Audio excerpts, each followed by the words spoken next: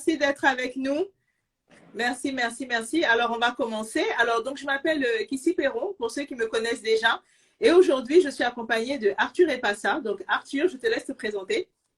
Bonjour à tous et merci Kissy déjà de m'avoir invité sur ton live. Je suis très enchanté. Donc moi c'est Arthur Ipassa. Je suis consultant en performance. Je dirais ça de manière un peu simple. J'accompagne les dirigeants, les directeurs d'opération, les directeurs, les CEO pour améliorer la performance de leurs entreprises. Donc je suis un entrepreneur et j'ai créé une entreprise pour accompagner justement les talents à décrocher les carrières et les jobs de leurs rêves. Et, euh, et donc je me suis associé avec des coachs pour en fait accompagner vraiment à 360 degrés avec un objectif, c'est vraiment que les gens ont des jobs très épanouissants et surtout qu'ils gagnent aussi beaucoup d'argent. Sans langue de bois, il faut être tout à fait réaliste. On travaille tous pour gagner beaucoup d'argent. Donc OK, voilà ce que je fais aujourd'hui, entre autres. très bien, merci. J'ai une première question. Je sais que cette question t'énerve, mais je suis obligée de la poser. Est-ce que c'est possible en tant que salarié de gagner 100 000 euros? Est-ce que non? Est-ce que le patron ne garde pas les sous et à toi, il va donner des miettes? Voilà, c'est ça en fait la question sous-jacente. Est-ce que c'est possible qu'une entreprise paye un salarié 100 000 euros? Est-ce que c'est possible? Je sais que cette question t'énerve, mais bon, est-ce que c'est possible? Ouais. Bon, c'est vrai que bon, c'est pas que ça m'énerve la question, c'est que c'est un peu surprenant de penser ça parce que ça veut dire que si on s'imagine là, on sort d'école ou où on commence à travailler et en fait si on s'imagine travailler 25 ans, 30 ans et on regarde les salaires avec lesquels on démarre et on se dit qu'on va jamais atteindre 100 000 euros ou même je sais pas trop ce qu'on s'est dit quel est le plafond. Ça veut dire qu'on s'est dit en fait qu'on va jamais évoluer. Donc imaginez-vous entrer dans une voie de carrière où vous dites je vais avoir le même salaire pendant 20 ans, 25 ans, 30 ans ou au pire je vais avoir 3% d'augmentation tous les 3 ans. Pour moi, c'est quelque chose qui est déprimant si je pense. Okay?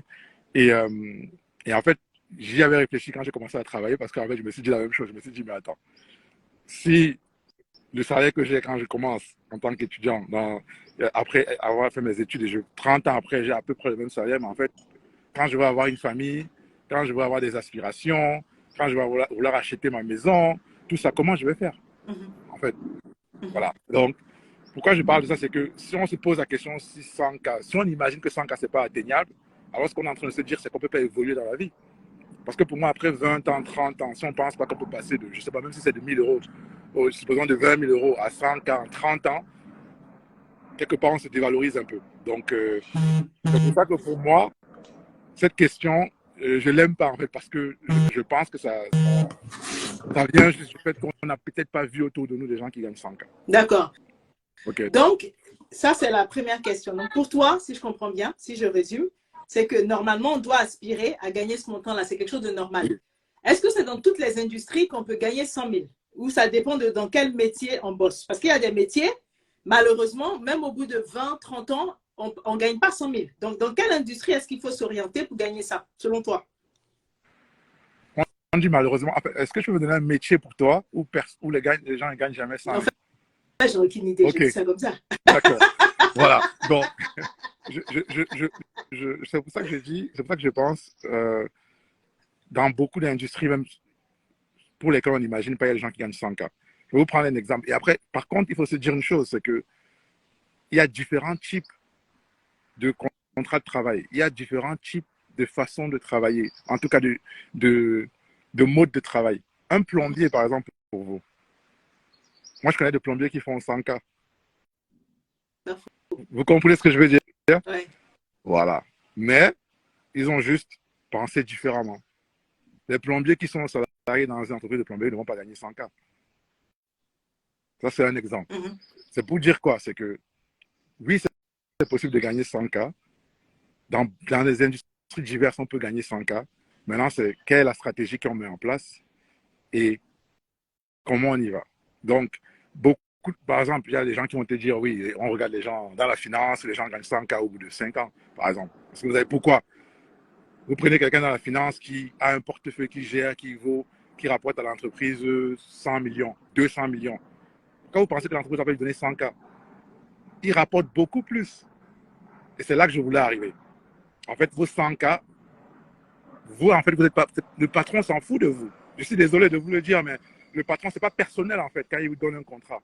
C'est du business. Donc, il faut vous dire que le patron, quand il vous donne de l'argent, lui, il réfléchit tout de suite, qu'est-ce que je vais gagner derrière? Donc, si vous faites rapporter à votre patron beaucoup plus que 100K, vous avez des leviers pour demander 100K. Et donc là, on ne parle plus d'industrie. On parle plutôt de dans quel secteur j'ai des leviers pour faire gagner plus. C'est là maintenant c'est comme ça en fait qu'on réfléchit. Et donc dans la finance, oui, parce que tout le monde connaît. Dans il y a des industries où il y a des gros projets. Moi, c'est là-dedans que j'ai commencé. Dans les industries, des très gros projets. Les industries où quand vous faites une erreur, l'entreprise perd 100K en une journée. Vous pensez vraiment que quand vous êtes performant dans ce domaine, il ne va pas vous donner 100K, il vous donne. En tout cas, moi, c'est ce que j'ai eu. Quelle industrie on va encore parler? Les serruriers, vous connaissez tous à Paris. Il y a des serruriers qui gagnent 100K. Et pourquoi? Parce qu'ils sont dans un schéma où, quand le soir, vous avez besoin d'une clé, ben, vous payez 300, vous payez 400, et il vient faire 5 minutes. Et à Paris, il y a des centaines de personnes qui passent. Est-ce que vous avez des questions? On peut prendre plein d'autres exemples. Ton exemple, par exemple, l'immobilier, pareil. Il y a des gens qui ne gagnent pas 100K, d'autres gens qui gagnent dans le même secteur. Parce qu'il y a certains qui sont capables de te vendre des maisons. Vraiment, ils ont mis en place leur système, ils sont performants. Il y a d'autres pas. Pourtant, c'est le même secteur, c'est le même métier. Vous voyez, dans plein de domaines en fait, comme ça différents, il n'y a pas que les directeurs qui gagnent 100K. Oui, c'est le classique, on voit les directeurs et tout, mais on revient toujours à qu'est-ce qu'on rapporte à la personne qui nous donne ces 100K-là. En fait. Qu'est-ce qu'on lui rapporte? Et c'est comme ça qu'on définit finalement, si on veut gagner 100K, je ne dis pas que tout le monde gagne 100K en 2 jours, en 3 jours, non, mais si on veut gagner 100K, si on se pose la question, ce secteur-là, quels métiers sont les plus demandés? Quels métiers rapportent dans ce secteur? Quels sont vraiment... Parce que ça, il faut comprendre l'économie. Quelle est la chaîne de valeur et quel est le métier là vraiment en tension? Et c'est ce métier-là. Vous rentrez dedans, vous devenez performant, vous avez des leviers tout de suite. Maintenant, si vous avez des questions, sur des exemples précis, on peut en parler. Mais là, je parle juste en généralité. Je vais parler de la finance, ça, tout le monde sait. On parle de l'immobilier, peut-être tout le monde sait. Dans les ventes, voilà, les vendeurs, oui, ils réussissent à avoir des structures où ils se disent, OK, tu me payes moins, mais tu me donnes plus en commission. Et il est performant en commission, il y va. D'autres secteurs comme la finance, bon, là, on te donne un package parce qu'on sait que tu gères un package. Les directeurs gagnent dans le cas, pourquoi? Parce qu'ils gèrent des départements qui, en fait, brassent beaucoup plus d'argent. Donc, ce que vous devez avoir en tête, et ce que je dis toujours aux gens, c'est plus en termes de qu'est-ce que je rapporte. Si je rapporte beaucoup plus, un patron, c'est dans son intérêt de vous payer. Parce que vous lui rapportez, en fait. D'accord. Mais il ne va pas vous payer si vous rapportez. Voilà, c'est ce que je voulais dire. Est-ce que vous avez des questions? Est-ce que vous avez des questions sur ce que dit Arthur? Si vous avez des... Ah, il y a des questions. Avec la conjoncture actuelle, est-ce que c'est encore pertinent d'ouvrir une entreprise en France? Avec la conjoncture actuelle, voilà, c'est un peu plus entrepreneuriat, mais bon, je suis dedans et donc je peux répondre à ça. Les crises sont des opportunités, en fait. Parce que imaginez-vous un secteur, je vais prendre... Aujourd'hui, c'est quoi? On a des problèmes, voilà, on a des problèmes d'approvisionnement. OK. Imaginez-vous, et il y a des problèmes, par exemple, non, on va prendre quoi comme secteur? Où en fait, aujourd'hui, ils sont très secoués. Oui, non, il y a dans l'approvisionnement, il y a des ruptures d'approvisionnement, justement, avec la conjoncture actuelle. Le Covid a ramené des ruptures d'approvisionnement et tout ça. Et donc, quand il n'y avait pas le Covid, les personnes qui étaient dans ce business, dans l'entreprise-là, en fait, ils avaient le monopole. Pourquoi? Ils avaient déjà tout était déjà en place. Ils avaient déjà les partenaires. Tout était déjà bien structuré. Donc, si vous vouliez entrer dans ce domaine-là, la barrière à l'entrée était beaucoup plus haute parce que le domaine était déjà bien structuré. Quand une crise arrive comme le Covid et que leurs partenaires, par exemple, tombent, leur chaîne d'approvisionnement pour servir leurs clients sont plus difficiles. Si vous arrivez à ce moment-là et que vous êtes beaucoup plus créatif, avez beaucoup plus de ressources, allez beaucoup plus chercher en profondeur, En fait, vous avez la capacité à rentrer dans un marché qui avant était difficile parce que c'était structuré. Ce que je veux dire par là, c'est que les crises apportent des opportunités plutôt. Donc, avec la conjoncture actuelle, si vous voulez rentrer dans un marché où c'était facile et on vous disait que l'entrée, oui, c'était un peu compliqué, mais si vous êtes plutôt créatif et de vous dire les déséquilibres que la crise a apportés, peut-être qu'il y a eu tel besoin maintenant qui est survenu parce qu'il y a eu la crise, par exemple l'histoire des masques. Moi, je connais un pharmacien qui s'est fait beaucoup d'argent pendant l'histoire des masques. Pourquoi? En fait, alors qu'avant, il ne faisait pas autant d'argent. Mais c'est parce que pendant l'affaire des masques, ben, lui, il est vraiment allé chercher des partenaires en Chine, il a pu ramener des masques et tout ça. Alors que les autres pharmaciens continuaient toujours d'aller chercher ici à la centrale en France. Donc, il s'est fait beaucoup d'argent. Okay. Donc, la conjoncture, ce qu'elle fait, c'est que les performants, ceux qui sont performants, vont se démarquer beaucoup plus que ceux qui sont moins performants. C'est ça que la conjoncture crée. Mais ça n'empêche pas de créer son entreprise. D'accord. Comment négocier son salaire après 1 an passé dans une entreprise? C'est les questions qu'on m'a posées, que je te pose. Comment renégocier son salaire après 1 an passé dans une entreprise? Comment renégocier son salaire? On revient à... Je ramène toujours ça à une chose. Qu'est-ce que vous rapportez? Donc, pendant l'année, donc là, si vous avez déjà passé les 1 an et qu'aujourd'hui, à date, vous dites je vais aller renégocier, il y a plusieurs choses à savoir quand on veut renégocier. La première chose, il faut savoir ce qu'on apporte. Et donc, ce qu'on apporte, c'est déjà, quelles sont les différentes réalisations que vous avez eues dans l'entreprise? Je vais toujours revenir à ça parce que aller demander une augmentation en expliquant ses problèmes ou en expliquant pourquoi on veut l'augmentation, le manager ou la hiérarchie, ils peuvent avoir de l'empathie pour vous. Mais ce n'est pas pour autant qu'on va vous donner cette augmentation. On ne va pas vous donner l'augmentation. On ne vous a pas embauché pour vous aider à résoudre vos problèmes. Je parle un peu, là on est vrai là, ok? Je vous parle un peu de manière concrète parce que je discute avec les dirigeants. Ils ont de l'empathie, ça veut dire que oui, voilà, ils vont se dire peut-être que vous avez des problèmes, mais ils ne vont pas vous donner de l'argent parce que vous avez des problèmes. Ils vous donnent de l'argent parce que vous remplissez un rôle qui apporte quelque chose à l'entreprise. Donc la première chose à faire, c'est documenter ce que moi j'appelle le document de succès, ce que moi je fais avec les personnes que j'accompagne, c'est qu'on retrace quelles sont les différentes réalisations qu'elles ont eues. Et une fois qu'on fait ça, on se dit, cette réalisation-là, comment ça a contribué à l'entreprise? Qu'est-ce que ça a apporté à l'entreprise? Ça, c'est la première chose qu'il faut déjà avoir. Deux choses que ça va faire, c'est que, un, vous allez vous rendre compte que vous avez de la valeur pour cette entreprise parce que vous voyez comment vous apportez. Et de deux, vous allez booster votre confiance en vous pour aller négocier. Une fois que vous faites ça, la deuxième chose que vous devez faire maintenant, c'est de comprendre comment l'entreprise fonctionne en termes de quand est-ce que les budgets sont votés, quand est-ce que les enveloppes budgétaires sont données. Parce que même si votre manager veut vous donner l'augmentation, s'il n'y a pas d'enveloppe budgétaire, il ne pourra rien faire. Et des fois, les gens viennent négocier à la fin d'année, c'est déjà trop tard. C'est déjà trop tard. Les enveloppes ont déjà été votées. Même si ils voulaient vous donner, ils vont vous dire, écoutez, oui, mais on n'a pas d'argent. Revenez l'année prochaine. L'année prochaine, vous devez recommencer tout ce cycle-là. Donc, la deuxième chose, c'est de comprendre quand est-ce que les décisions sont prises.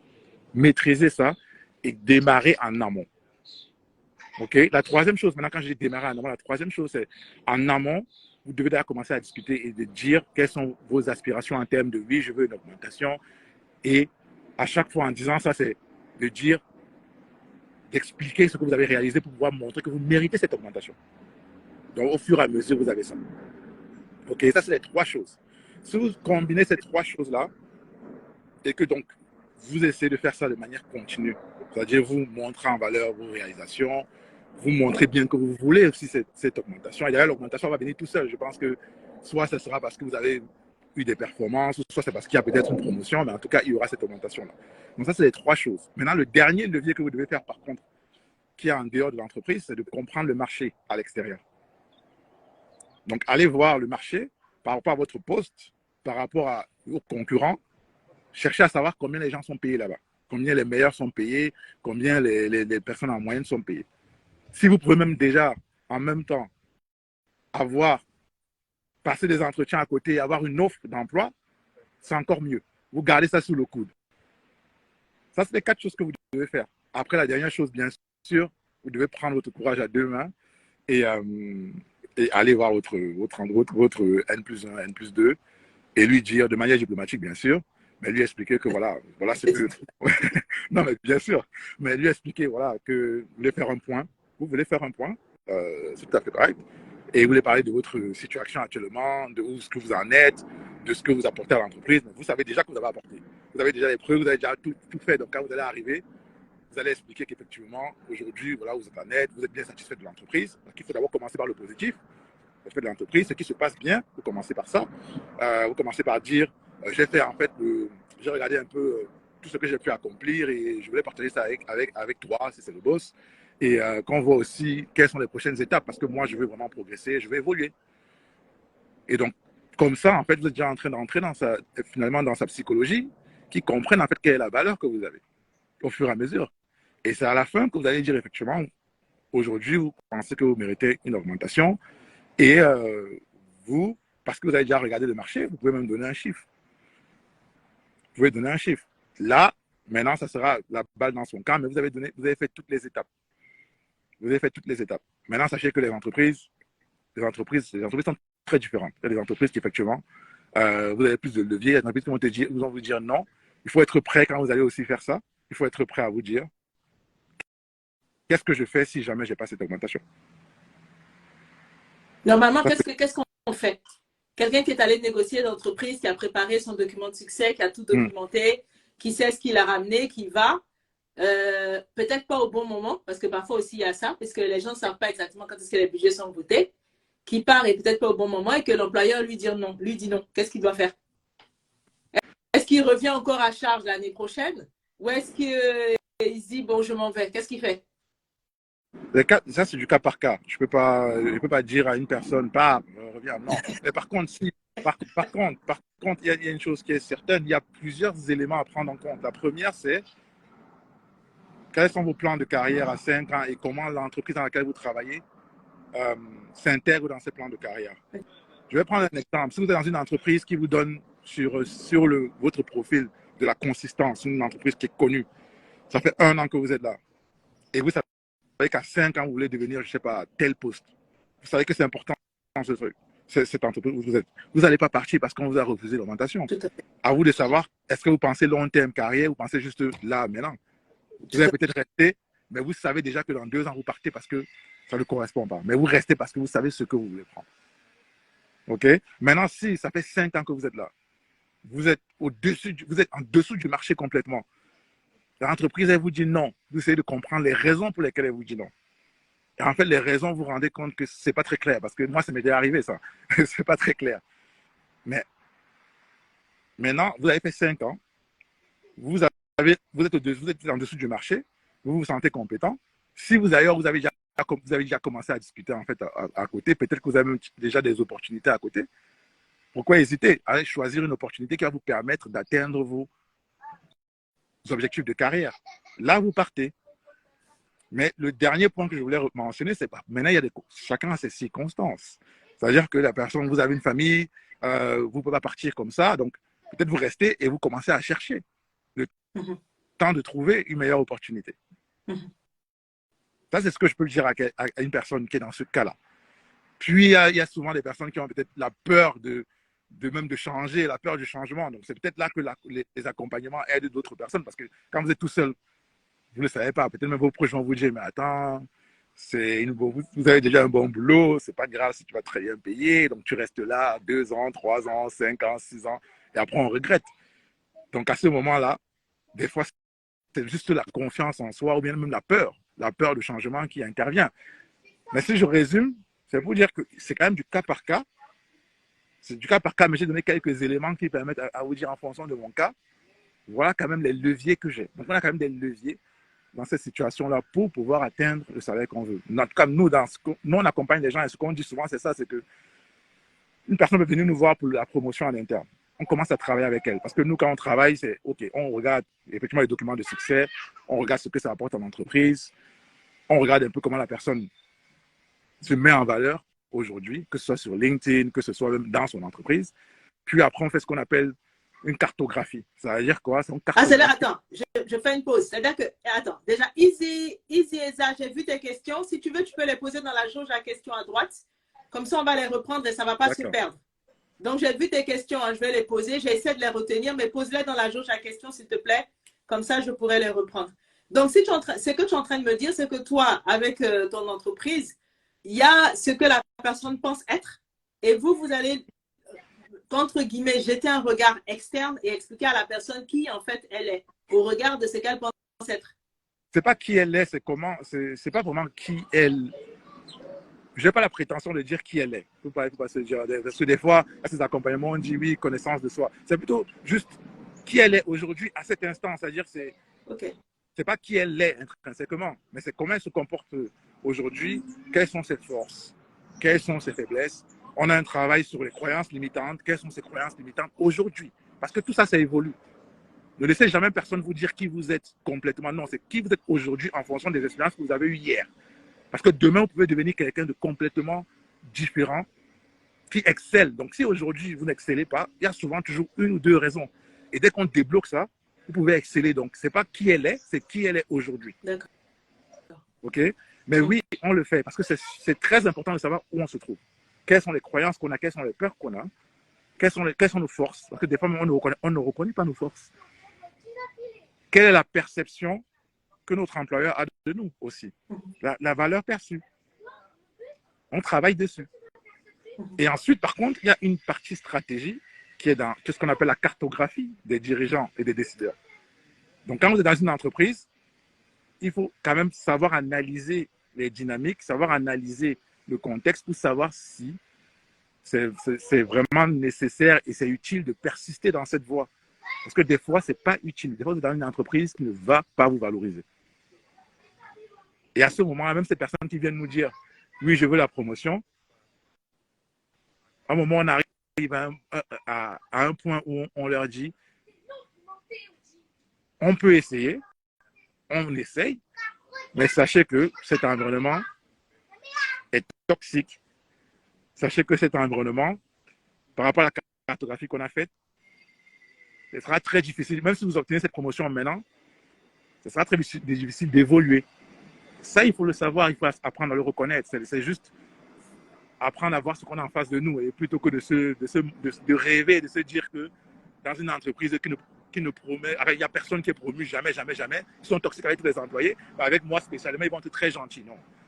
Il faut être un peu humble et un peu réaliste. Et dans ce cas-là, la solution, c'est peut-être toute la valeur qu'on a apportée à cette entreprise, l'utiliser, la mettre sous forme de storytelling, la packager avec beaucoup de valeur pour aller chercher un meilleur poste ailleurs. OK. Il y a certaines entreprises qui opposent aux salariés des grilles de salaire. C'est ce que disait tout à l'heure Isa. Dans sa question, il dit comment on fait pour négocier quand l'entreprise t'oppose des grilles de salaire, des grilles de salaire. Moi, j'ai une réflexion là-dessus, mais là, aujourd'hui, c'est toi l'expert. C'est que dans certaines entreprises, on te dit, toi, t'es G, toi, t'es H, tu restes là. Donc, en fait, comme on t'a mis dans une case, entre guillemets, c'est difficile pour toi d'en sortir. On va te dire, il faut des diplômes, il te faut 4 ans, il te faut un bras, un œil. Donc, au final, tu es dans une espèce tu vois, de roue, tu sais, comme le hamster, là. Et en fait, tu restes dedans bloqué. Donc, ça revient à ce que je disais. Quand on analyse en fait, le contexte et l'environnement d'une entreprise, on peut déjà se rendre compte qu'effectivement, ils sont comme ça, ils fonctionnent comme ça, c'est-à-dire par grille, par case. Ça, c'est la première chose. Donc, on accepte déjà que l'environnement n'est pas forcément le plus favorable pour l'ambition, par exemple, de devenir directeur, c'est de monter vite.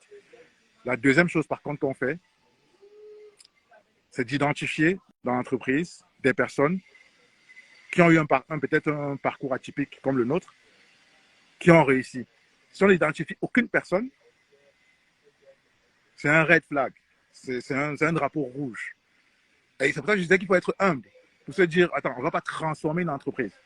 Si personne n'a fait ça, et aujourd'hui je suis bloqué, peut-être que ce n'est pas la bonne entreprise pour les ambitions que j'ai. OK? Et pourquoi on cherche à avoir une personne qui a fait ça? C'est que si on trouve une personne qui a fait ça, on va l'approcher, on va se connecter à elle. Et on va creuser comment elle a fait, à qui elle a parlé, quels sont les canaux qu'elle a utilisés. Parce que ça nous permet d'identifier les canaux parallèles. Parce qu'il faut savoir que les entreprises mettent des grilles. En fait, c'est des dirigeants qui demandent au RH de mettre des grilles. Les dirigeants ont le pouvoir. de mettre qui ils veulent au-delà des grilles.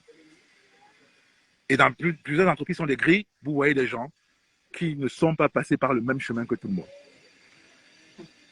Et une fois qu'on voit qu'il y a quand même cette opportunité, cette fenêtre, on va se focaliser sur ces décideurs-là. Et là, on va tout faire pour leur montrer la valeur qu'on apporte, pour se démarquer complètement des personnes qui viennent par le circuit normal. Et pour moi, en tout cas, aujourd'hui, c'est notre approche. Moi, je ne connais pas une autre approche. Peut-être que ça peut exister, mais ça, c'est notre approche à nous. Parce que c'est l'approche, même quand on va chercher un job ailleurs, quand on a un profil atypique, c'est la même approche que l'on applique. C'est l'approche que moi, j'ai appliquée. Moi, je parlais très peu anglais, je faisais des cours français, j'ai voulu partir à l'étranger, je connaissais personne. C'est l'approche que j'ai appliquée. Je suis entré dans une entreprise où, en fait, le profil que moi j'avais, mes collègues, quand je suis entré, ce n'était pas du tout le même profil. Eux, c'était les gens qui étaient déjà dans les écoles cibles. Voilà, c'est parti tout seul. Moi, j'étais comme une ovni qui est rentrée là-dedans parce que profil atypique, approche atypique, avec accent sur quelle est la valeur que j'apporte, comme je vous dis toujours. Quelle est la valeur que j'apporte? Donc, oui, il y a des grilles, mais voilà les 3 étapes pour moi. La première, c'est déjà comprendre l'environnement et se dire qu'il y a des grilles, effectivement. La deuxième, c'est identifier des personnes qui ont pu arriver là de manière atypique. Et la troisième, c'est se rapprocher de ces personnes-là, faire son réseau auprès des personnes qui ont le pouvoir des décisions au-dessus des personnes qui ont fait les grilles. Parce que les personnes qui ont fait les grilles, c'est la direction qui décide. Donc, ce n'est pas les RH. Les RH sont juste là pour appliquer, généralement. Je ne sais pas si j'ai répondu à la question, d'ailleurs. Moi, je pense que tu as répondu. Comment... ça, tu as déjà répondu à cette question. La question, c'était peut-on négocier en plus? Qu'est-ce qu'on peut... En fait, quels sont les leviers qu'une personne peut négocier hormis le salaire? Parce que c'est vrai qu'on a tendance à s'arrêter au salaire. Et la question de cette jeune femme est assez pertinente parce que la question, c'est est-ce que tu t'arrêtes sur son salaire ou est-ce que tu t'arrêtes sur tout ce qui est autour? Et quand il y a des choses autour, sur quoi tu t'arrêtes? Par exemple, là, comme tu as dit, tu viens, on te dit ben, les grilles, les budgets ont déjà été votés. Quels sont les autres leviers que tu peux avoir pour négocier, pour avoir des choses, en fait, en plus du salaire? Merci pour la question, parce que c'est une très bonne question. Quand on parle souvent de négociations, quand les personnes ont un nouveau poste et tout, elles se disent effectivement, je vais négocier juste le salaire. Parce qu'en fait, n'oubliez pas, il y a le salaire fixe. OK? Quand on parle de salaire, en fait, souvent, c'est le salaire fixe. Mais en fait, vous pouvez négocier des primes. OK, les budgets ont été votés, mais par contre, il y a toujours des primes, en fait. Donc, vous pouvez négocier les primes. Ça, c'est une chose que vous pouvez négocier. Vous pouvez négocier, il y a des gens qui pourraient négocier, par exemple, le télétravail. Donc, peut-être votre objectif, vous, c'est l'épanouissement. Peut-être que vous avez une famille et donc faire l'aller-retour à chaque fois, vous rentrez très, très tard. Vous pouvez négocier au moins ça. C'est un avantage à négocier. Dans certaines entreprises, pas toutes, surtout les petites entreprises ou les startups, vous pouvez négocier des parts, ou en tout cas, oui, vous pouvez négocier des parts. Vous pouvez négocier aussi l'aménagement de votre temps de travail. Donc, ce n'est pas forcément le télétravail, mais c'est de dire, est-ce qu'on peut aménager le temps de travail? Par exemple, ça aussi, c'est négociable. Ça, c'est des choses c'est des éléments que vous pouvez négocier au-delà. Parce qu'en fait, il faut se dire que vous vous posez plutôt la question. Ce n'est même pas le salaire qui importe finalement. Parce que qu'est-ce qui importe? C'est plus la qualité de vie.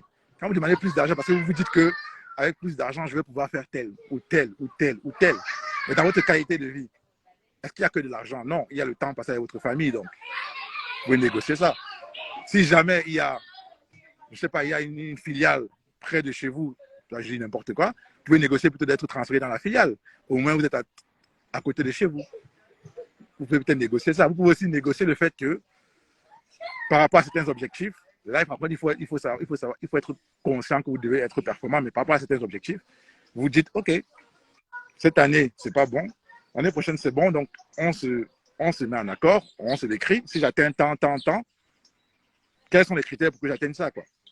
Vous négociez ça, vous sur papier, par email et tout ça. OK, je sais que ça ne vaut pas, c'est pas un contrat, mais quand même, c'est quelque chose après que vous pourriez revendiquer en disant, écoute, tu m'as dit ça, j'ai réalisé ça. Je ne comprends pas pourquoi je n'ai pas ma promotion. Donc voilà un peu les différents éléments que vous pouvez négocier.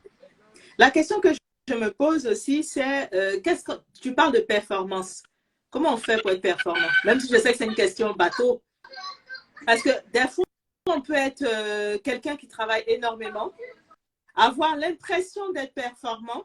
Par exemple, je parle des salariés qui finissent tard le soir, qui travaillent, qui bûchent. Est-ce que c'est, en se pensant performant, est-ce que c'est ça la performance?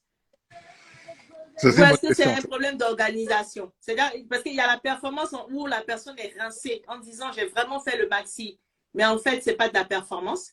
Et il y a des gens qui vont peut-être en faire moins, mais mieux structurés, mieux organisés, ou je ne sais pas moi, mais qui vont être beaucoup plus performants. Qu'est-ce que tu mets derrière le mot performance? C'est une très bonne question. Parce que moi, je reviens sur une chose. Hein, c'est vous travaillez pour un employeur, c'est lui qui vous paye. Il vous paye parce que vous lui apportez certaines valeurs. Et après, votre performance dans l'entreprise, en tout cas, je dis, va être évaluée par la personne. Donc, en fait, quand je parle de performance, c'est il vous a donné certains objectifs, ou soit c'est des objectifs qui ont été écrits, donc en termes de, voilà, vous devez faire ça, vous devez faire ça, vous devez faire ça, vous devez faire ça. Vous atteignez ces objectifs-là, vous les notez dans votre document de succès. Prenez cette habitude à noter les projets que vous faites, les éléments chauds sur lesquels vous êtes et les résultats que vous avez obtenus. Prenez cette habitude-là, vraiment toutes les semaines ou tous les mois à le faire. Donc, quand vous faites ça, effectivement, vous êtes performant à ses yeux. Parce que, concrètement, factuellement, vous avez fait ça, vous avez fait ça, vous avez fait ça. Il y a par contre un deuxième élément de la performance dont moi je parle, c'est ce qui n'est pas dit, c'est ce qui est tacite. Vous avez un employeur qui, pour lui, être performant, c'est bien parler.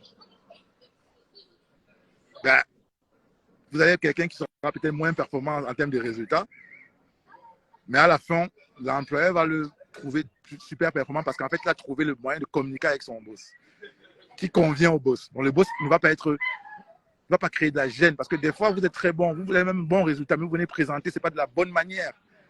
Et donc, ça crée des irritations chez votre boss. Il oublie en fait tout ce que vous avez fait de bien parce que vous avez cette irritation-là en termes de communication. Vous n'avez pas le même canal de communication. Donc, la performance aussi, c'est aussi ça. C'est la partie valeur perçue. Essayez de comprendre votre employeur et mettez vos diapasons. Vous avez des employeurs qui ont besoin que vous leur donnez des comptes rendus tous les jours. Même si ça vous fait chier, faites-le parce qu'en fait, vous êtes là pour vous aussi satisfaire. C'est comme votre client. Donc, vous le faites juste pour qu'il soit, lui, à l'aise dans son mode de fonctionnement.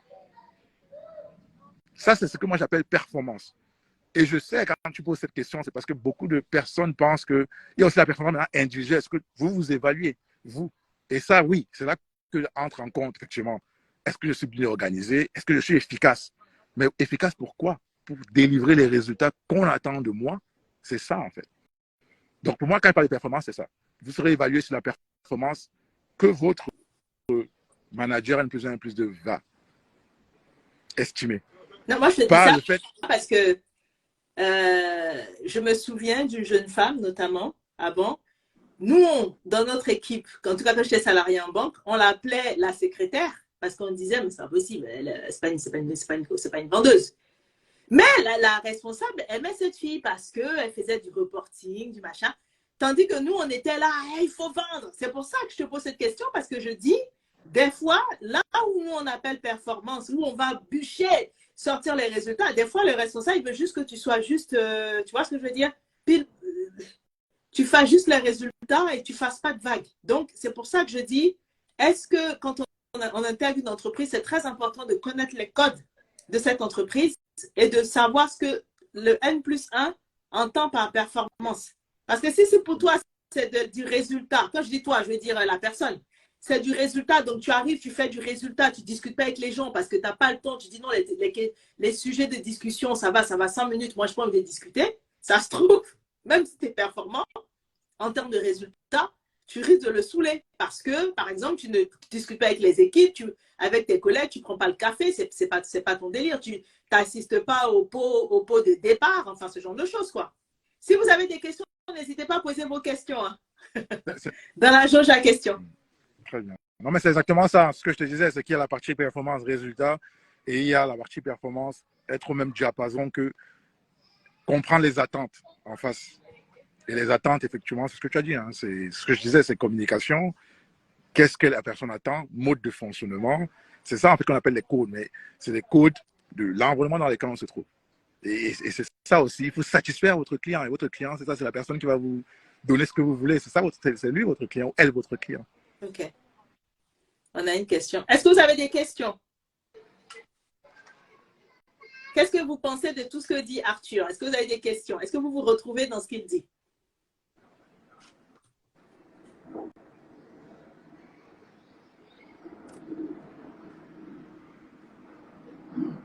J'attends qu'il réagisse. Est-ce que vous vous retrouvez dans ce qu'il dit? Est-ce que vous avez des questions? Bon, l'objectif, c'est pas qu'il se retrouve. Hein. Moi, je dis, quand je dis qu'ils se retrouvent, ça veut dire qu'est-ce que ça suscite en eux. Ouais, c'est ça. Voilà. Oui, bon, il y a MCK qui te dit merci pour ces précieux conseils. Parce que moi, mon objectif, c'est pas que de faire du crédit et d'aider les gens à devenir propriétaires. C'est tout le reste. Parce que je vois beaucoup de femmes là qui me suivent, qui sont compétentes et qui parfois, malgré le fait qu'elles bossent, elles ont des salaires encore un peu plus. Ben, des fois, même pour acheter la maison, il faut encore un peu plus. Donc, je me suis dit, il faut que j'invite Arthur pour qu'il puisse leur donner des clés pour qu'elles soient dans la performance et que même si elles sont seules ou elles divorcées ou je sais pas quoi, mais qu'elles aient des niveaux de revenus où limite, elles sont un peu plus à l'aise, quoi. Parce que je sais que des fois, on n'obtient pas ce qu'on a, on veut parce qu'on n'a pas les clés, en fait. C'était ça le but. Ouais, non, mais je... Ah, il y a des questions dans la boîte. Bon, je prends les questions. On me demande, est-ce que le domaine de l'IT permet d'atteindre les 100K et de quelle manière selon toi? Le domaine de l'IT? Ouais. L'IT, ouais, IT. Oh non, excuse-moi. Énorme. Mais effectivement, il y a plusieurs manières d'atteindre les 100K. Le domaine de l'IT, c'est quand même un domaine où il y a du besoin, il y a de la demande. Donc, il y a beaucoup de personnes qui, effectivement, réussissent à les atteindre. Maintenant, la question est vague, parce que de quelle manière? Il y a plusieurs manières. Moi, je connais des gens qui sont plutôt dans les entreprises qui vendent. Donc, là, moi, j'ai une personne que j'accompagne qui vend, en fait, de l'IT. Elle a plus de 100K. Maintenant, quand on parle de plus de 100K, c'est structuré comment? C'est que pour pouvoir gagner plus, elle demande 80 et après, elle se met. Après, par contre, il y a commission. Et elle est performante. Elle est performante. Donc, voilà. Donc, du coup, elle explose en fait les 100K. Parce que par rapport aux commissions. Je vais prendre des exemples parce que dire les manières, c'est un peu des exemples. Moi, je connais, j'ai un ami, après, on va dire, il n'est pas salarié, mais j'ai un ami qui était dans le développeur, OK, qui touchait pas beaucoup. Il touchait 2008, comme ça. OK. Là, on a eu marre. Au bout d'un moment, il avait 5, 6 ans, 7 ans d'expérience. Bah, lui, il est passé en freelance. Donc, pour pouvoir, après, derrière, il est à 120K maintenant. Donc, après, c'est ça que je veux dire. Il y a plusieurs trucs. Il y a des gens qui sont des groupes plutôt, dans des entreprises, qui sont devenus plutôt directeurs dans les entreprises. C'est de l'IT, société de conseil d'IT, et qui touchent 110K. Donc, je ne sais pas si la personne, si Akamat peut préciser la question, si jamais elle est plus précise. Mais là, je donne quelques exemples pour dire qu'en fait, il y a une diversité de personnes dans le domaine de l'IT. L'IT bouge tellement. L'IT bouge tellement que c'est un domaine où il y a du besoin. Donc, quand on arrive effectivement à obtenir des résultats, quand on arrive à percer les codes où on se trouve, on peut monter. Parce qu'il y a les sociétés, il y a les SS2I, il y a les éditeurs, il y a tellement de... Dans l'IT, il y a tellement de choses, quoi. Donc, je ne sais pas s'il y a une question, ça peut être plus précis, que je donne un peu plus de direction. Il y a une question de Toto qui dit, il faut dire la vérité aux internautes. Le salariat permet très peu d'être riche, sinon les conseils sont avisés. Et Toto, c'est justement ça le sujet. C'est qu'on a tendance à croire qu'il n'y a que la voie de l'entrepreneuriat qui est la voie royale. Mais en fait, non. Moi, pour faire du crédit, j'ai vu des salariés qui gagnent 3 fois plus des fois que des entrepreneurs. Hein. 3 fois plus. Hein. Donc, il ne faut pas croire que la voie royale pour gagner sa vie, c'est que l'entrepreneuriat. Je veux dire, si la personne n'est pas faite pour faire de l'entrepreneuriat, ce n'est pas la peine d'aller se mettre dans un truc pour lequel la personne n'est pas faite. Et la voie royale pour gagner sa vie, ce n'est pas que l'entrepreneuriat. Il y a plein de salariés qui gagnent très, très bien leur vie aujourd'hui. Pourtant, ils sont salariés. Il faut peut-être savoir... En fait, ce qui est intéressant, c'est de savoir, quand on dit riche, moi j'ai un problème quand même avec ça, hein, le fait de dire... pour devenir riche, pour devenir entrepreneur, pour devenir riche, ceci, cela. Parce que pour moi, être riche, c'est pas l'argent. Parce que imaginez, vous gagnez, je sais pas moi, 10 000 euros par mois et vous dépensez et vos charges sont 10 000 euros. Est-ce que vous êtes riche? Non. Imaginez, vous êtes entrepreneur et vous voyez des entrepreneurs qui font, je sais pas moi, 10 millions d'euros par an et vous faites même pas 40 000 par an. Est-ce que, oui, ok, vous êtes entrepreneur, mais est-ce que vous êtes riche? Donc, je pense que la première chose, c'est de définir ce qu'on appelle être riche pour soi. C'est quoi être riche? J'ai parlé tout à l'heure de personnes qui ont besoin d'être près de leur famille, ok, et qui veulent avoir du temps pour leur famille. Donc, qui ont un travail qui leur permet peut-être d'être près de leur famille, tout en gagnant un salaire qui est correct parce que ils se disent, ok, avec ça, j'ai un peu d'argent, je peux économiser, je peux acheter ma maison, je peux peut-être même investir. Je connais des gens qui ont un très gros salaire qui investissent, hein, avec des salaires de 2 000 euros. Mais je pense que tu es dans l'immobilier, donc tu sais. Mais, et qui, justement, ont la vie qu'ils ont décidé. C'est ça, en fait. Donc, il a marqué riche, libre et pouvoir dépenser sans réfléchir. Non, mais là, il ne faut pas dire riche, il faut dire que tu veux être millionnaire dans ton compte bancaire. Mais ça, du coup, non, mais il faut être clair, parce qu'en France, riche, c'est pas millionnaire. Hein. La définition de riche en France, je crois que tu as un salaire dans le foyer de plus de 6 000, 5 000, tout comme ça. Tu es dans la catégorie riche en France. Donc, maintenant, on parle de libre et pouvoir dépenser sans réfléchir. Là, tu parles de millionnaire. Ici, on n'est pas en train de dire qu'on veut devenir millionnaire en étant salarié. Non. Tu ne vas pas devenir millionnaire. Tu vas avoir 1 million dans ton compte bancaire. C'est pas ce que moi j'ai dit. Mais par en termes de salaire, oui. En termes de salaire, oui, tu peux atteindre ces salaires-là. Maintenant, si tu veux devenir millionnaire avec 1 million dans ton compte bancaire, oui, il faut être entrepreneur. Mais par contre, il faut être entrepreneur dans les 1% des entrepreneurs. Parce que moi, je connais beaucoup d'entrepreneurs qui, toute leur vie, n'ont jamais dépassé 100 cas de chiffre d'affaires. En 20 ans d'entrepreneuriat, 100 cas de chiffre d'affaires. Donc, il faut vraiment juste savoir ce qu'on veut vraiment. Donc, oui, nous, on dit la vérité ici. Et la vérité, c'est qu'on n'a jamais dit qu'on veut devenir millionnaire avec des salariats. Non, ça, c'est sûr. Par contre, on peut devenir millionnaire sur 20 ans si on investit avec le salariat. Pas faux. Ça c'est une vérité. Pas faux, parce que tout dépend de ce qu'on fait avec son salaire. Exactement. En investissant, un plan à 20 ans, 25 ans, vous investissez de manière régulière, vous apprenez à économiser tout ça. Au bout de 20, 25 ans, vous pouvez être millionnaire. Vous ne serez pas millionnaire dans le compte bancaire, vous pouvez être millionnaire en patrimoine. Moi, j'en connais. Et qui n'ont jamais travaillé, qui n'ont jamais été entrepreneurs.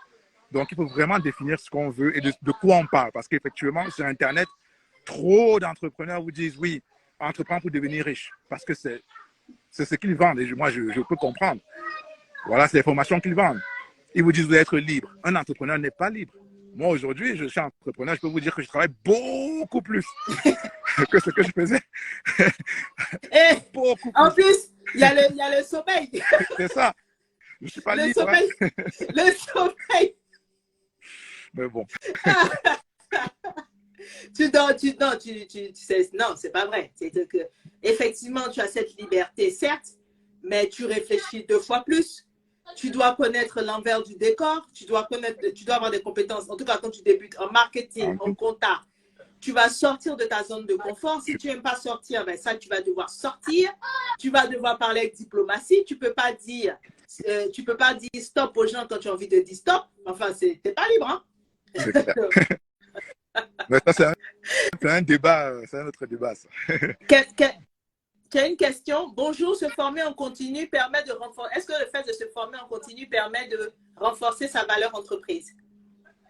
C'est une très bonne question. Parce qu'il y a beaucoup de professionnels qui tombent dans cette erreur de se dire, je vais me former et automatiquement, ma valeur va augmenter. Donc, se former déjà, qu'on soit tous d'accord, c'est essentiel. C'est essentiel parce qu'on apprend toujours, c'est essentiel. Par contre, il y a plusieurs choses que vous devez faire. La première, c'est quand vous vous formez, il faut que vous ayez un objectif en tête. Donc, si l'objectif, c'est de rentrer dans le monde du développement, mais vous formez en développement pour pouvoir entrer dans le monde du développement. C'est ça qui est important. Si vous êtes dans votre domaine et que vous savez que faire des certifications permet, par exemple, de toucher plus parce qu'on vous paye plus quand vous avez une certification, là, oui, vous vous formez avec un objectif. La formation, pour de la formation, moi, en tout cas, je ne recommande pas. Moi, j'adore apprendre. Donc, moi, j'apprends, je lis et tout. Mais quand on veut atteindre un objectif, on se forme dans ce but-là. C'est déjà la première chose qu'il faut faire. Maintenant, une fois que vous avez fait ces formations-là, vous savez que c'est des formations qu'on demande. La deuxième chose, c'est qu'il faut savoir mettre en valeur ce que vous faites. Si vous vous formez, assurez-vous qu'il y ait une certification derrière. S'il n'y a pas de certification, assurez-vous que vous utilisez la formation que vous avez pour pouvoir l'appliquer tout de suite à quelque chose qui vous apporte des résultats derrière. Ça, c'est la deuxième chose qu'il faut faire. Et c'est vraiment les deux choses très importantes. La première chose, c'est toujours se former en se disant, ça me mène où? Je veux aller à tel niveau, ça me mène où? Et c'est du coup, vous choisissez vos formations en fonction de ça. Est-ce que c'est une formation qui est très reconnue aujourd'hui? Voilà, là, vous allez vous former. La deuxième chose maintenant, c'est de le mettre en valeur. Sur votre CV, sur la façon dont, quand vous allez peut-être faire du networking, parce que moi, je vous recommande d'aller faire du networking tout le temps. Mais quand vous allez faire du networking, vous le présentez, voilà, de cette manière-là, que vous êtes en train d'apprendre ça, ça permet de faire ça, ou vous avez appris ça, vous avez implémenté, voilà les résultats que vous avez eus. Tout le temps, vous posez la question, comment je mets en valeur ça? Dans mon branding, dans LinkedIn, dans la façon dont je me présente, dans la façon, même dans ce que je fais aujourd'hui à l'entreprise, j'applique ce que j'ai peut-être fait en formation. Et si j'ai des résultats, je vais discuter avec mon boss. Ou même en entretien, je parle, je dis j'ai fait ça, j'ai appris ça, j'ai fait ça, j'ai implémenté, voilà les résultats que j'ai obtenus. Toujours se mettre en valeur. Toujours se mettre en valeur. Donc, la toujours dans les cours. politique, la tendance, c'est de se dire en entreprise, parce qu'il y a un qui a demandé, qui a dit tout à l'heure, il y a une personne qui a posé la question tout à l'heure, qui a dit, est-ce que le fait d'être toujours celui qui négocie en entreprise, on ne sera pas mal vu? Et donc, il y a ce côté, ce truc limitant où les gens en entreprise n'osent pas se mettre en avant parce qu'ils se disent, on va me reconnaître pour mes résultats, il ne faut pas que je me mette en avant, donc il faut que mes résultats parlent pour moi-même. Mais moi, je pense que les résultats ne parlent pas pour soi, hein, ça ne suffit pas. Hein. Qu'est-ce que tu en penses? Exactement. Ça, tu as parlé comme moi, là. Les résultats ne parlent pas d'eux-mêmes. J'adore, c'est comme ça que moi, c'est ce que je dis tout le temps. Les résultats ne parlent pas d'eux-mêmes. Moi, je vais vous raconter mon histoire. Moi, j'ai commencé à travailler, j'étais en France. Moi, je suis ingénieur, donc j'ai commencé à travailler en France. Et du coup, mon première entreprise, moi, je suis introverti à la base. Donc, je ne sais pas comment je me suis transformé, mais à la base, je suis introverti. Donc, moi, j'aime bien avoir du temps pour moi-même. J'aime bien souvent travailler avec moi-même. Et ensuite, je vais parler aux autres. Donc, ma première entreprise, moi, je travaillais beaucoup. Je travaillais beaucoup. Et je voulais, quand je rentrais dans l'entreprise, je voulais plutôt travailler à l'étranger et sur des projets à l'étranger. Il y a des postes où on voyageait beaucoup, mais je ne les avais pas eus. Donc, je me suis dit, au début, je rentre dans l'entreprise et ensuite, je vais avoir ça. Donc, au bout de 8 mois, 7 mois, ben, naturellement, moi, je suis allé voir mon truc pour dire, voilà, moi, ce que j'aimerais bien faire et tout ça. Et tout. Et en fait, on m'a dit clairement, on m'a dit que oui, Arthur, mais voilà, des fois, tu es souvent en retrait. Oui, tu travailles bien, tu as de bons résultats et tout ça.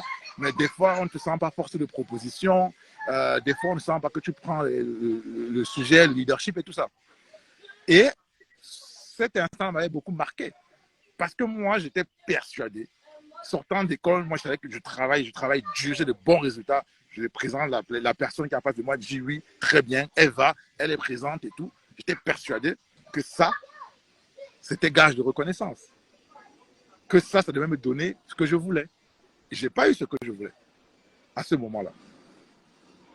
Et sur mon parcours, à d'autres instants, j'ai aussi eu ces exemples-là où, quand je n'ai pas été apte à communiquer ma valeur moi-même, ben, je n'ai pas eu ce que je voulais. Et c'est comme ça qu'au fil du temps, j'ai appris en fait à m'exprimer, j'ai appris à sortir de ma coquille parce que j'ai compris qu'il ne suffit pas juste d'avoir des résultats. Il suffit aussi de comprendre les codes et de savoir exprimer sa valeur. C'est pour ça que je vous ai dit, quand je parle de performance, je parle des deux. Parce que ça ne sert à rien d'avoir des résultats si ça ne vous apporte pas les résultats à vous-même aussi. Et si personne ne sait. Vous savez, vous pouvez sortir la meilleure, je sais pas moi, le meilleur produit du monde entier. Hein. Si personne ne le sait, si personne ne voit son utilité, en fait, il n'aura servi à rien tout le travail que vous avez fait. Et je pense que c'est le premier problème des personnes performantes. Quand je dis performance, c'est pour dire des personnes qui ont des résultats.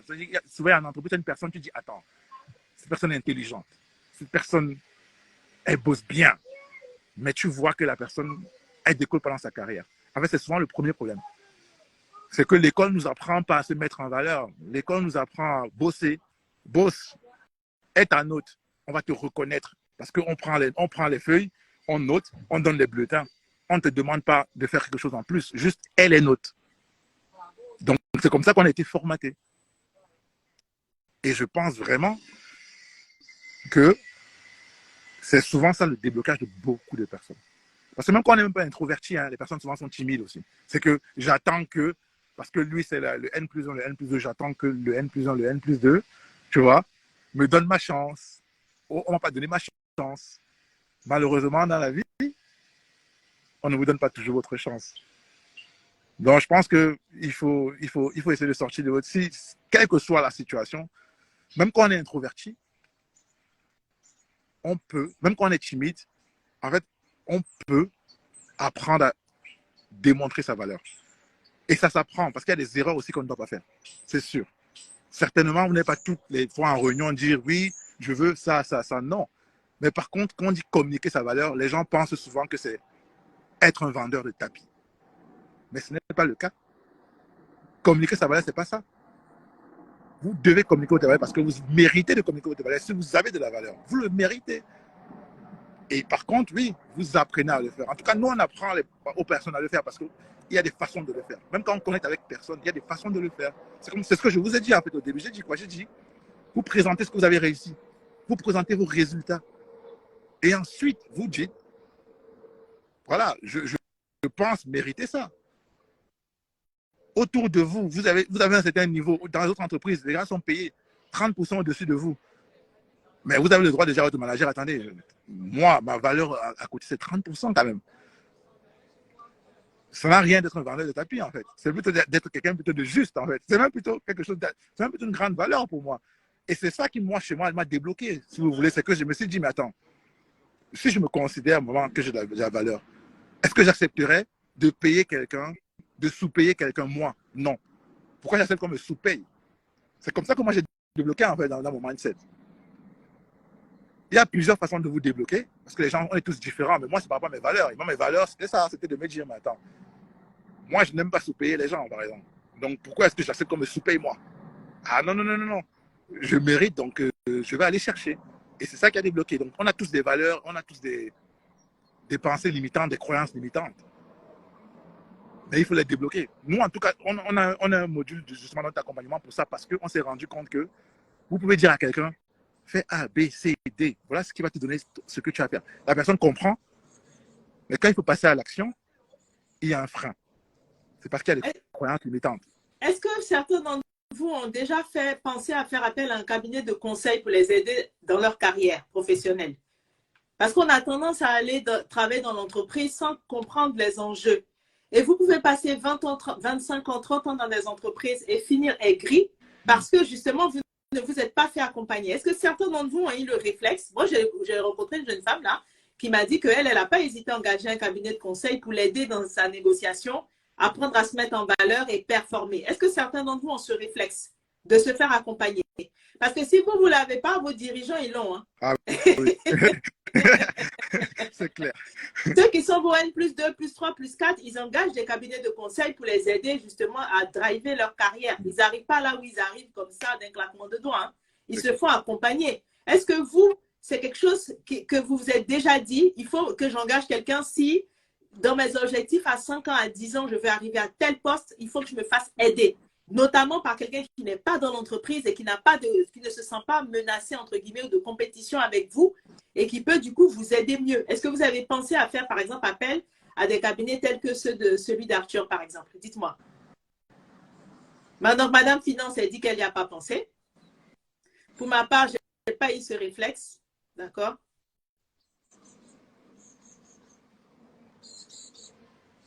Oui, depuis peu. D'accord? Bien ça. Non, il faut. C'est tellement vrai, se faire accompagner pour driver nos carrières. C'est clair, hein? On a tous les jours des pensées limitantes quand on est en entreprise. On ne sait pas exactement qu'est-ce qu'on doit faire, est-ce qu'on a bien parlé. Est-ce que pour nous qui sommes issus de la diversité, est-ce que le son le ton dont je parle, la façon dont je réagis, est-ce que ça va pas être mal perçu? Est-ce que ça va pas être perçu comme de l'agressivité, etc. Donc, tous ces points-là, il faut se faire accompagner par un coach de carrière. C'est ça le job? C'est ça le nom? Un coach de carrière? Oui, c'est ce qu'ils disent. Ils disent coach de carrière. Moi, voilà, je ne il dis faut pas. se faire accompagner par Ils un disent coach de carrière pour se dire… mais il faut. Les dirigeants le font. Si vous voulez tutoyer les sommets, si vous voulez justement dépenser, comme dit Isa, là, payer les vacances de vos enfants sans commencer à trembler, et si vous ne voulez pas avoir toujours les miettes, en fait, il faut se faire accompagner parce que des fois, on n'a pas ce qu'on veut parce qu'on n'a pas les clés. Vaut mieux miser sur, je ne sais pas moi, vous avez une prime, vous misez sur quelqu'un qui va vous accompagner sur, je ne sais pas quoi, la durée que vous définissez, vous vous fixez un objectif, tout comme le font les sportifs, ils ont des coachs qui vont leur dire, bon là, tu as bien bossé, là, c'est comme ci, c'est comme ça, et là, ça te permet de savoir si tu atteins les résultats que tu veux. Parce que tout seul, ce n'est pas facile de tutoyer les sommets quand on est en entreprise. Moi, je trouve que l'entreprise, c'est… Non, tu as raison. En fait, on n'a pas ce réflexe, mais je pense que moi, par exemple, je pense que parce que j'ai été à l'étranger, ça m'a ouvert beaucoup les yeux. C'est ça, en fait. C'est que j'ai fait 6 ans, je suis parti de la France, j'ai fait 6 ans. Après l'épisode là, après l'épisode là, ça m'a un peu débloqué. J'ai réussi à décrocher mon poste de rêve. Je suis parti à l'étranger et après, j'ai fait ce que je voulais vraiment. C'est-à-dire, je voyageais vraiment beaucoup. Et j'ai rencontré pas mal de monde. Et j'ai vu des gens, justement, qui étaient, je dirais, peut-être moins doués que d'autres personnes, mais qui avaient les réflexes de se dire, OK, j'ai besoin d'atteindre tel objectif. Dans sa stratégie, c'est de dire, tout seul, je n'y arrive pas, je n'ai pas les compétences. Mais tout de suite, il se dit, mais attends, je n'ai pas les compétences. Je vais me faire accompagner. et là-bas, c'est un réflexe que les gens ont. Alors que j'ai l'impression que voilà, dans la francophonie, que ce soit en France ou dans d'autres pays, on a un peu moins ce réflexe-là. Et par contre, on ne se rend pas compte que c'est super rentable. Parce que imaginez-vous, je discutais justement avec une prospect et je lui disais, imagine donc toi, tu as une augmentation par exemple de 15 000 euros cette année. Mm-hmm. Et tu as 35 ans, c'est donc tu as encore, on va dire 30 ans de carrière. Si tu n'as même plus d'augmentation, le plus 10 000 là par an, mm-hmm. sur les 30 ans, ça fait 300 000 de plus. Hein. Moi, il n'y a pas photo. Hein. Moi, je pense que dans la vie… Le fait de ne pas avoir plus, cette augmentation, ou le fait d'avoir un salaire plus élevé que tu n'apprends pas, au fil du temps, le cumuler, tu te rends compte de ce que tu es en train de perdre, en fait. C'est clair. Tu vois. Et là, maintenant, je dis ça, mais on n'a même pas encore compté le fait que tu vas avoir des augmentations. Moi, je te parle juste du fait de… Si on te met juste 10 000 de plus par an, et 10 000, moi, je dis 10 000 parce que c'est… Tu mets 10 000 juste de plus par an, tu vois. C'est ça, en fait. Mais on ne réfléchit pas comme ça. En fait, quand nous, tout seuls, on ne réfléchit pas, on ne cherche pas à réfléchir comme une entreprise. On se dit souvent, non, voilà, je vais perdre du temps là, mais c'est pas grave. Même si c'est dans 3 ans, je vais avoir ce que je veux. Même si c'est dans 5 ans, je vais avoir ce que je veux. Mais quand tu regardes, en fait, en termes de 3 ans, perte d'opportunité, c'est-à-dire, j'ai pas eu ça pendant 3 ans, qu'est-ce que ça représente? Si tu réfléchis comme ça, là, je te fais accompagner. Là, par exemple, moi, je me fais accompagner sur faire les vidéos, par exemple, alors que je savais déjà faire les vidéos, hein, mais en fait, j'ai appris des choses que je n'imaginais même pas. Moi, je pense que, et ça va être le mot de la fin, on va libérer Arthur. Moi, je pense que vous tous qui êtes là, en fonction des objectifs de carrière, en fonction des revenus que vous voulez avoir, on n'a rien sans rien. Quitte à ce que dans l'entreprise, on se dit souvent, je vais demander à mon collègue, je vais demander à ma collègue. Votre collègue, il a les mêmes problèmes que vous, dans le sens que lui aussi, il cherche. Et quoi qu'on se dise, c'est aussi un compétiteur. Bien sûr. Donc, il ne faut pas hésiter en extérieur de l'entreprise à vous faire accompagner par ça. C'est très courant dans le monde anglo-saxon, mais c'est aussi courant dans le… faut que ça devienne courant dans le monde francophone. De vous faire accompagner par un coach de carrière, de dire, bon, voilà, donc par exemple avec Arthur, qui va vous faire une cartographie, vous dire dans votre secteur, voici les éléments. Ben, dans ce secteur, tu ne peux même pas atteindre 60 000 euros, donc ce n'est pas la peine de te fatiguer. Oriente-toi plutôt là, fais telles études de là. De la même manière qu'on avait des conseillers d'orientation plus ou moins bons au collège ou au lycée, c'est nos parents qui jouent ce rôle-là, qui plutôt te font faire ce qu'ils pensent que c'est. Mais c'est mieux de se faire accompagner par des personnes qui vont te dire la vérité, qui vont te dire, par exemple, prends la parole sur LinkedIn, parle de ton métier, montre telle photo, parle de cette manière. si tu ne te fais pas accompagner, mais tu veux avoir des résultats comment? En te disant, je vais bosser et quelque part, la lumière va s'allumer, mon patron va savoir que je suis bon, même dans la manière de rédiger les mails, même dans la manière de se présenter, même dans la posture, même dans la manière de s'habiller quand on va en entreprise. Tout ça, c'est des petits détails qui font mouche. Il y a des habillements pour être plus haut. Il y a des façons de s'habiller pour être plus haut. Bravo. Bah, bien sûr. moi, je suis un adepte du t-shirt. Je peux t'assurer que chez tous mes clients, je suis en costume maintenant, tu vois. Alors j'adore les t-shirts. Il y a des coiffures à ne pas avoir. Je sais qu'on dit souvent oui, nanana. Non, les gens ont des codes. Il y a des choses qu'on ne peut pas changer. Il y a des vêtements à porter.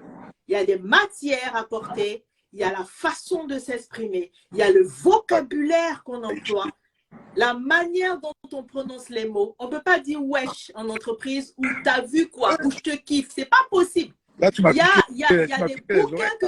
Bravo. Il y a des bouquins que tu es obligé de lire. Ça fait partie de ton parcours. Tu n'as pas le choix. Il y a la manière dont tu t'exprimes. Il y a plein de choses. Justement, cette question de valeur perçue, si tu te fais accompagner, que tu travailles dessus, tu vas directement t'imposer comme étant un leader, une figure incontournable. Versus si tu te laisses couler et que tu débrouilles, quoi, en fait.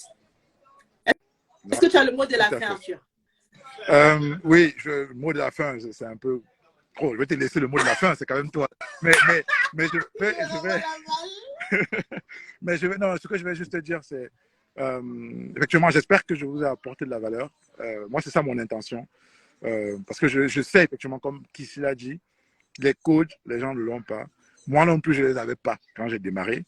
Et finalement, j'ai pu voir l'envers du décor parce que après toutes ces années, je suis passé finalement dans le dos en gros, je suis l'ombre des dirigeants aujourd'hui. C'est-à-dire que j'aide les dirigeants, donc je vois vraiment comment ils réfléchissent et je vois comment ils vous sélectionnent quand ils décident que c'est plutôt telle personne va donner tel salaire.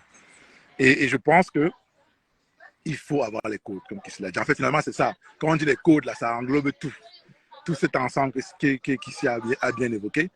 Et moi, je vais juste terminer pour vous dire que, de toute façon, moi, je vais laisser un lien parce que ce qu'on fait de toute façon dans mon cabinet, moi, je vous donne 30 minutes de session de stratégie gratuite. Ça, c'est notre procédure. C'est comme ça. Donc, il y aura mon lien. Vous allez sur notre page Internet. Vous pouvez avoir une session avec moi. Ça, c'est une première session. Après, j'ai des associés aussi. Mais la première session offerte, c'est avec moi.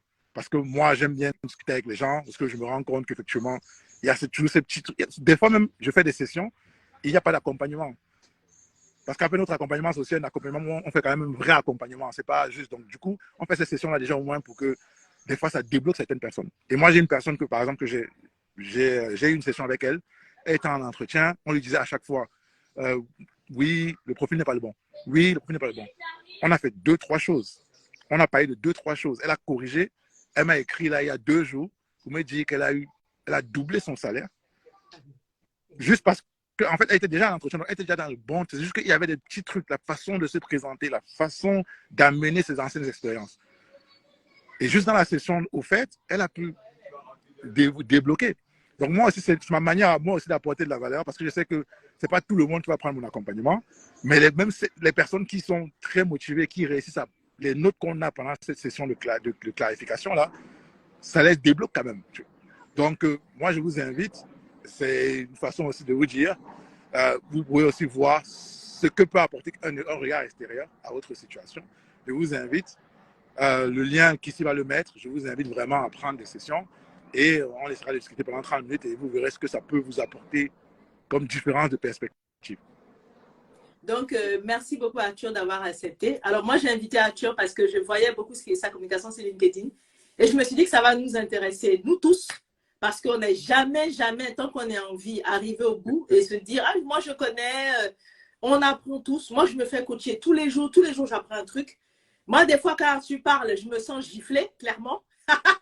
Donc, je sais que c'est hyper important d'être bien accompagné pour atteindre ses objectifs parce que j'ai créé cette page-là, pas uniquement pour moi, je l'ai aussi créée pour vous, pour qu'ensemble on grandisse.